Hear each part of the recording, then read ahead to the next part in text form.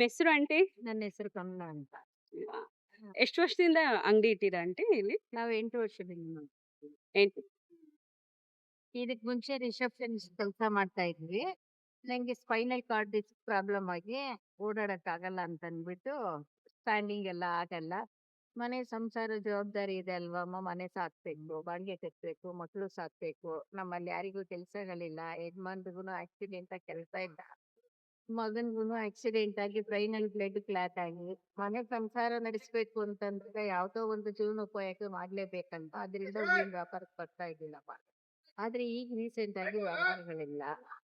ಬೆಳಿಗ್ಗೆಯಿಂದ ಕೂತಿದೀವಿ, 200 ರೂಪಾಯಿ ವ್ಯಾಪಾರ ಮಾಡಕ್ ಆಗಿಲ್ಲ ನಮ್ಗೆ. ಬೆಳಿಗ್ಗೆ 6 ಗಂಟೆಯಿಂದ ಕೂತಿದ್ದೀನಿ. 4:30ಗೆ ಎದ್ದು 5 ಗಂಟೆಗೆ ಮೆಟ್ರೋಗೆ ಹೋಗಿ ಹೂವ ತಂದು ಹಾಕೊಂಡಿದ್ರು ಕೂಡ 10 ರೂಪಾಯಿ ಕೇಳೋರು. ಸರಿ ಅಂದ್ರೆ ನೋಡಮ್ಮ, ಬೆಳಿಗ್ಗೆ 5 ಗಂಟೆನಲ್ಲೇ ಮೆಟ್ರೋಗೆ ಹೋಗಿ, ಮೆಟ್ರೋದಿಂದ ಮಾರ್ಕೆಟ್ಗೆ ಹೋಗಿ, ಮಾರ್ಕೆಟಿಂದ ಹೂವ ತಂದು ಪ್ರತಿನಿತ್ಯದಂತೆ ಇಲ್ಲಿ ಬರ್ತೀವಿ. ಅಬ್ಬಬ್ಬಾ ಅಂದ್ರೆ ಇಲ್ಲಿ ಏನಿದ್ರು 6:30ಇಂದ 11:30, 12 ಗಂಟೆ ವ್ಯಾಪಾರ ಲಾಸ್ಟ್. ಮತ್ತೆ ಮನೆಗೆ ಹೋಗು, ಮನೆಯಲ್ಲಿ ಕೆಲಸ ಮಾಡು, ಮತ್ತೆ 3:30ಗೆ ಮಾರ್ಕೆಟ್ಗೆ ಹೋಗು, ಹೂವ ತಗೊಂಬ, 4:30, 5 ಗಂಟೆಗೆ ಇಲ್ಲಿಗೆ ಬರ್ತೀವಿ, ಮತ್ತೆ 9 ಗಂಟೆಗೆ ಹೋಗ್ತೀವಿ, ಮನೆಗೆ ಹೋಗ್ತೀವಿ. ಆದ್ರೆ ಆಯ್ತು, ಆಗದೆ ಇದ್ರೆ ಇಲ್ಲ. ಇರೋದ್ರಲ್ಲಿ ಸಂಸಾರ ಮಾಡ್ಬೇಕಷ್ಟೇನೇನೆ ನಾವು.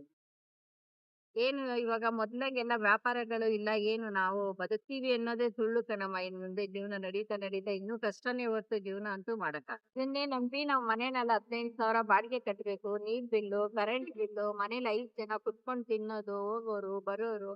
ಜೀವನ ಮಾಡಕ್ ಆಗಲ್ಲ ಅಮ್ಮ. ದಿನ 1,000 ರೂಪಾಯಿ ದುಡಿದ್ರು ಕೂಡ ಮನೆಯಲ್ಲಿ ಜೀವನ ಮಾಡಕ್ ಆಗಲ್ಲ. ಅಂಥದ್ರಲ್ಲಿ ಇಲ್ಲಿ ದಿನ 200, 300 ರೂಪಾಯಿ ವ್ಯಾಪಾರ ಆಗ್ಲಿಲ್ಲ ಅಂದ್ರೆ ವ್ಯಾಪಾರ ಮಾಡೋದಕ್ಕೂ ತುಂಬಾ ಕಷ್ಟ ಆಗ್ಬಿಟ್ಟಿದೆ. ದಿನಾ ತರೋ ಹೂವ ಎಲ್ಲ ದಿನ ದೇವಸ್ಥಾನ ಅವ್ರಿವ್ರಿಗೆ ಕೊಡಕ್ಕಾಗತ್ತಾ? ತುಂಬಾನೇ ಕಷ್ಟ ಆಗಿದೆ. ಜೀವನ ನಡೆಸೋದೇ ಕಷ್ಟ ಆಗಿದೆ. ನಾವು ಏನಾದ್ರು ಇದ್ರಲ್ಲೂ ಹೂವಿನ ರೇಟ್‌ಗಳು ತುಂಬಾ 1 ಸೆಕೆಂಡ್ ಇದ್ದಂಗೆ 1 ಸೆಕೆಂಡ್ ರೇಟ್ ಇರಲ್ಲ. ಯಾಕೆಂದ್ರೆ ಅದಕ್ಕೆ ಹಾಕಿದ ತಕ್ಷಣ ಕಡ್ಡಾಯ ಅಂತ ವ್ಯಾಪಾರಕ್ಕೆ ತಕ್ಕನಾಗಿ ಬೇಕಾಗಿದ್ದದ್ದು ಹೂವಗಳನ್ನ ತಗೊಂಬರ್ತೀವಿ ನಾವು. ಆದ್ರೆ ಒಳ್ಳೆ ವಸ್ತುಗೆ ಯಾರು ಇಲ್ಲಿ ಬೆಲೆ ಕೊಡಲ್ಲ. ಏನಮ್ಮ ನೋಡಿ, ಇವಾಗ ಬೆಳಿಗ್ಗೆಯಿಂದ ಕೂತಿದ್ದೀನಿ, 150 ರೂಪಾಯಿ ಕೂಡ ವ್ಯಾಪಾರ ಮಾಡಿಲ್ಲ ನಾನು. ಇಂಥ ವ್ಯಾಪಾರ ಏನ್ ಮಾಡ್ಲಿ? ನನ್ ಕಷ್ಟ ಯಾರಿಗ್ ಹೇಳಿ? ಇದ್ರಿಂದಾನೇ ನಮ್ಮನೆ ಜೀವನ ನಡಿಬೇಕಮ್ಮ. 6 ಜನ ತಿನ್ಬೇಕು, ಬಾಡಿಗೆ ಕಟ್ಬೇಕು. ಪ್ರತಿಯೊಂದು ನಾನು ಇದ್ರಲ್ಲೇ ಮಾಡ್ಬೇಕು. ಯಾರನ್ನ ಕೇಳಕ್ಕಾಗುತ್ತೆ ನಾನೋಗಿ? ನಿನ್ ಸಮಸ್ಯೆ ಏನು ಅಂತ ಕೇಳೋರು ಯಾರು?